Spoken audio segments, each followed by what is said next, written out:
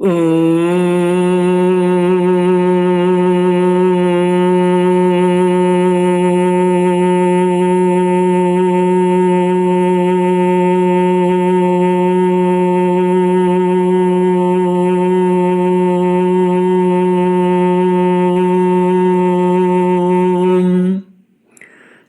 गुरुचरण कमलेभ्यो नमः।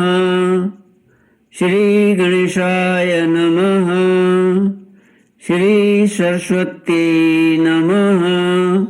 श्री विष्णवे नमः।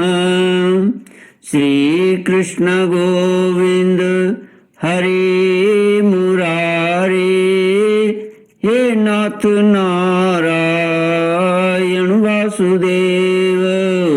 श्री कृष्ण गोविंद हरे मुरारे, हे नाथ नारायण वासुदेव।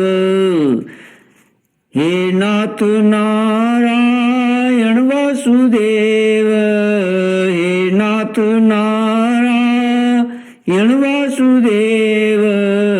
श्री कृष्ण गोविंद हरे मुरारे, हे नाथ नारायण वासुदेव।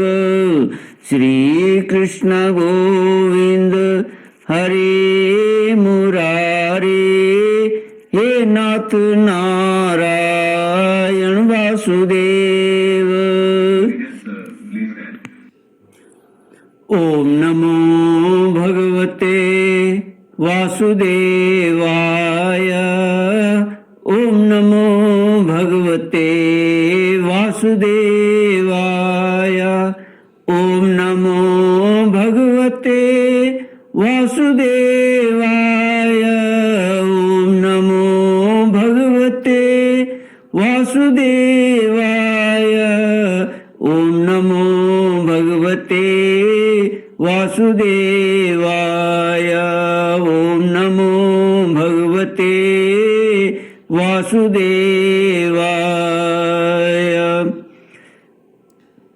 कृष्णाय वासुदेवाय हरये परमात्मने प्रणतक्लेशनाशाय गोविन्दाय नमो नमः।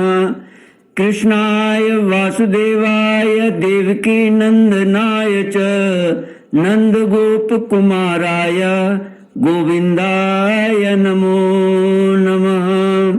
सच्चिदानन्दरूपाय विश्वोत्पत्त्यादिहेतुवे तापत्रयविनाशाय श्रीकृष्णाय वयं नमः।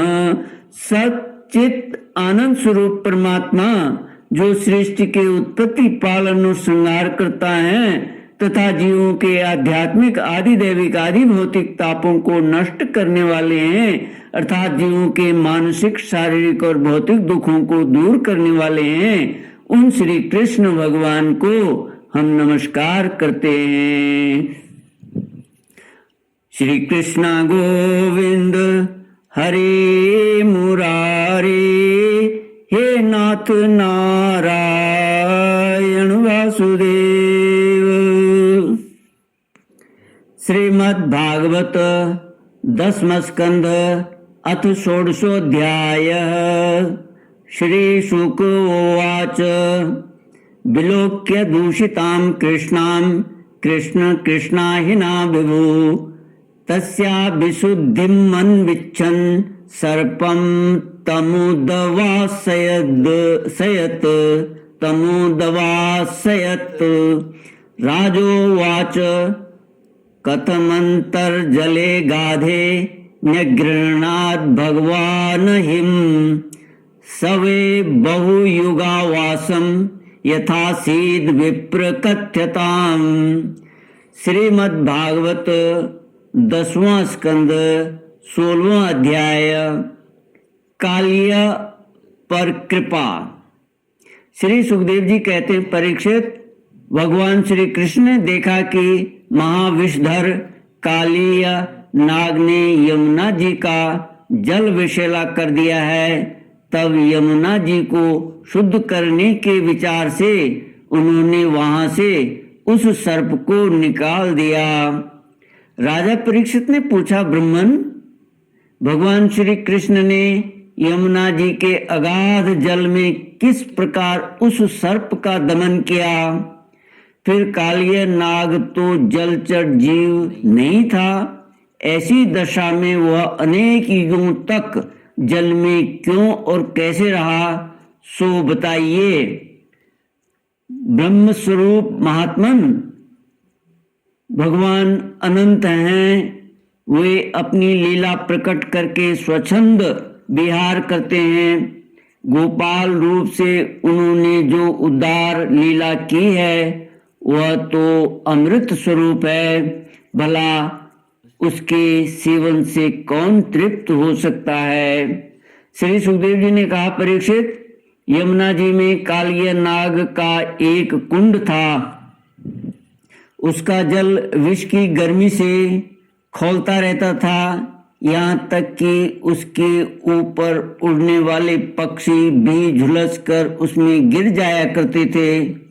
उसके विषैले जल के उताल तरंगों का स्पर्श करके तथा उसकी छोटी छोटी बूंदें लेकर जब वायु बाहर आती और तट के घास पात वृक्ष पशु पक्षी आदि का स्पर्श करती, तब वे उसी समय मर जाते। परीक्षित, भगवान का अवतार तो दुष्टों का दमन करने के लिए होता ही है।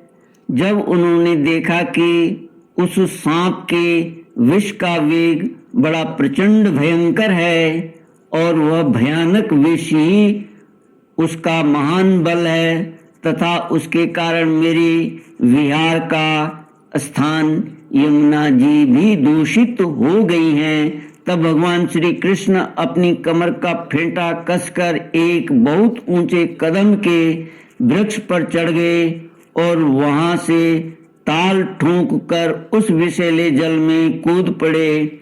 यमुना जी का जल सांप के विष के कारण पहले से ही खौल रहा था। उसकी तरंगें लाल पीली और अत्यंत भयंकर उठ रही थी। पुरुषोत्तम भगवान श्री कृष्ण के कूद पड़ने से उसका जल और भी उछलने लगा। उस समय तो कालिय दह का जल इधर उधर उछलकर 400 हाथ तक फैल गया।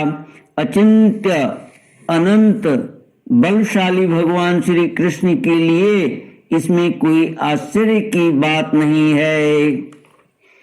प्रिय परीक्षित, भगवान श्री कृष्ण कालिय दह में कूदकर अतुल बलशाली मत वाले गजराज के समान जल उछालने लगे। इस प्रकार जल क्रीड़ा करने पर उनकी भुजाओं की टक्कर से जल में बड़े जोर का शब्द होने लगा। आंख से ही सुनने वाले काली या नाग ने वह आवाज सुनी और देखा कि कोई मेरे निवास स्थान का तिरस्कार कर रहा है। उसे यह सहन न हुआ। वह चिढ़कर भगवान श्री कृष्ण के सामने आ गया। उसने देखा कि सामने एक सांवला सलोना बालक है। वर्षाकालीन मेघ के समान अत्यंत सुकुमार शरीर है। उसमें लगकर आंखें हटने का नाम ही नहीं लेती। उसके वक्षस्थल पर एक सुनहली रेखा श्रीवत्स का चिन्ह है और वह पीले रंग का वस्त्र धारण किए हुए है। बड़े मधुर एवं मनोहर मुख पर मंद मंद मुस्कान अत्यंत शोभायमान हो रही है। चरण इतने सुकुमार और सुंदर हैं, मानो कमल की गद्दी हो। इतना आकर्षक रूप होने पर भी जब कालिय नाग ने देखा कि बालक तनिक भी न डरकर इस विषैले जल में मौज से खेल रहा है, तब उसका क्रोध और भी बढ़ गया। उसने श्री कृष्ण को मर्म स्थानों में डंस कर अपने शरीर के बंधन से उन्हें जकड़ लिया। भगवान श्री कृष्ण नागपाश में बनकर निश्चेष्ट हो गए। यह देखकर उनके प्यारे सखा ग्वाल बाल बहुत ही पीड़ित हुए और उसी समय दुख, पश्चाताप और भय से मूर्छित होकर पृथ्वी पर गिर पड़े, क्योंकि उन्होंने अपने शरीर, सुहृद, धन, संपत्ति, स्त्री, पुत्र, भोग और कामनाएं सब कुछ भगवान श्री कृष्ण को ही समर्पित कर रखा था। गाय, बैल, बछिया और बछड़े बड़े दुख से डकराने लगे। श्री कृष्ण की ओर ही उनकी टकटकी बंध रही थी। वे डरकर इस प्रकार खड़े हो गए मानो रो रहे हों। उस समय उनका शरीर हिलता डोलता तक न था।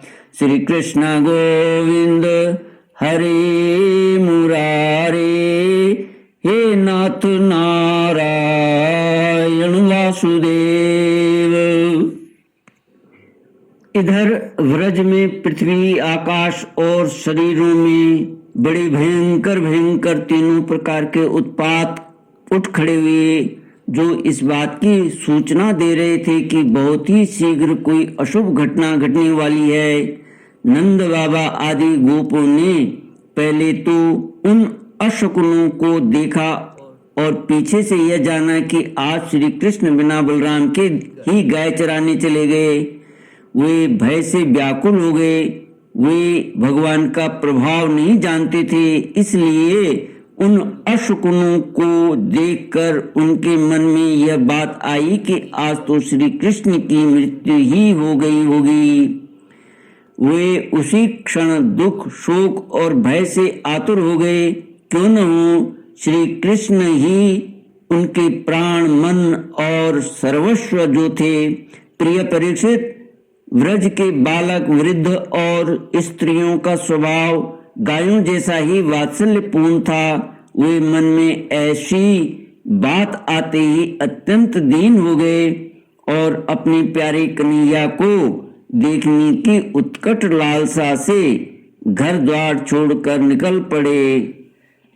बलराम जी स्वयं भगवान के स्वरूप और सर्वशक्तिमान हैं। उन्होंने जब ब्रजवासियों को इतना कातर और इतना आतुर देखा तब उन्हें हंसी आ गई, परंतु वे कुछ बोले नहीं, चुप ही रहे, क्योंकि वे अपने छोटे भाई श्री कृष्ण का प्रभाव भली भांति जानते थे। व्रजवासी अपने प्यारे श्री कृष्ण को ढूंढने लगे। कोई अधिक कठिनाई न हुई, क्योंकि मार्ग में उन्हें भगवान के चरण चिन्ह मिलते जाते थे। जौ, कमल, अंकुश आदि से युक्त होने के कारण उन्हें पहचान होती जाती थी। इस प्रकार वे यमुना तट की ओर जाने लगे। परीक्षित, मार्ग में गौओं और दूसरों के चरण चिन्हों के बीच बीच में भगवान के चरण चिन्ह भी दिख जाते थे। उनमें कमल, जौ, अंकुश, वज्र और ध्वजा के चिन्ह बहुत ही स्पष्ट थे। उन्हें देखते हुए वे बहुत शीघ्रता से चले। उन्होंने दूर से ही देखा कि कालिया दह में कालिया नाग के शरीर से बंधे हुए श्री कृष्ण चेष्टाहीन हो रहे हैं। कुंड के किनारे पर ग्वाल बाल अचेत हुए पड़े हैं और गौएं, बैल, बछड़े आदि बड़े आर्त स्वर से डकरा रहे हैं। यह सब देखकर वे सब गोप अत्यंत व्याकुल और अंत में मूर्छित हो गए। गोपियों का मन अनंत गुण गण निलय भगवान श्री कृष्ण के प्रेम के रंग में रंगा हुआ था। वे तो नित्य निरंतर भगवान के सौहार्द, उनकी मधुर मुस्कान, प्रेम भरी चितवन तथा मीठी वाणी का ही स्मरण करती रहती थीं। जब उन्होंने देखा कि हमारे प्रियतम श्याम सुंदर को काले सांप ने जकड़ रखा है, तब तो उनके हृदय में बड़ा ही दुख और बड़ी ही जलन हुई। अपने प्राण वल्लभ श्री जीवन सर्वस्व के बिना उन्हें तीनों लोग सोने देखने लगे। माता यशोदा तो अपने लाडले लाल के पीछे कालिया दह में कूदने ही जा रही थी। परंतु गोपियों ने उन्हें पकड़ लिया। उनके हृदय में भी वैसी ही पीड़ा थी, उनकी आंखों से भी आंसुओं की झड़ी लगी हुई थी। सबकी आंखें श्री कृष्ण के मुख कमल पर लगी थी। जिनके शरीर में चेतना थी वे व्रज मोहन श्री कृष्ण की पूतना वध आदि की प्यारी प्यारी ऐश्वर्य की लीलाएं कह कहकर यशोदा जी को धीरज बंधाने लगी, किंतु अधिकांश तो मुर्दे की तरह पड़ ही गई थी। परीक्षित, नंद बाबा आदि के जीवन प्राण तो श्री कृष्ण ही थे। वे श्री कृष्ण के लिए कालियादह में घुसने लगे। यह देखकर श्री कृष्ण का प्रभाव जानने वाले भगवान बलराम जी ने किन्हीं को समझा बुझाकर किन्हीं को बलपूर्वक और किन्हीं को उनके हृदयों में प्रेरणा करके रोक दिया। श्री कृष्ण गोविंद हरे मुरारे, हे नाथ नारायण वासुदेव। ओम पूर्णमद पूर्णमिदं पूर्णात् पूर्णमुदच्यते पूर्णस्य पूर्णमादाय पूर्णमेवावशिष्यते। ओम शांति शांति शांति। हरि ओम। श्री गुरु